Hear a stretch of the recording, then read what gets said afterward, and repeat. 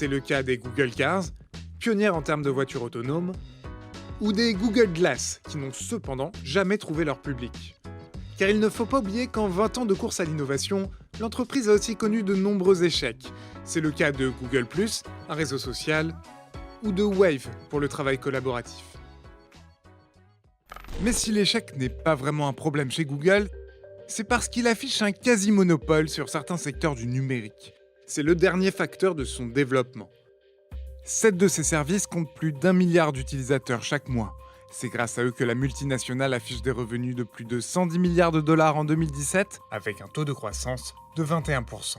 Avec tout cet argent, l'entreprise continue de consolider son empire, avec toujours plus de nouveaux rachats et toujours plus de nouveaux projets.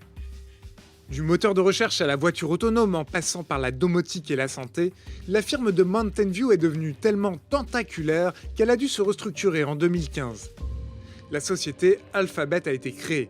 Elle est placée sous la direction de Larry Page et la présidence de Sergey Brin.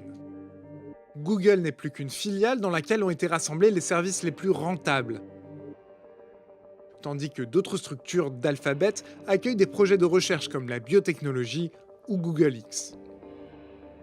Alors en 20 ans, Google, qui était une petite start-up avec un fort capital de sympathie, est devenue une gigantesque multinationale qui s'est invitée dans tous les domaines de la vie quotidienne.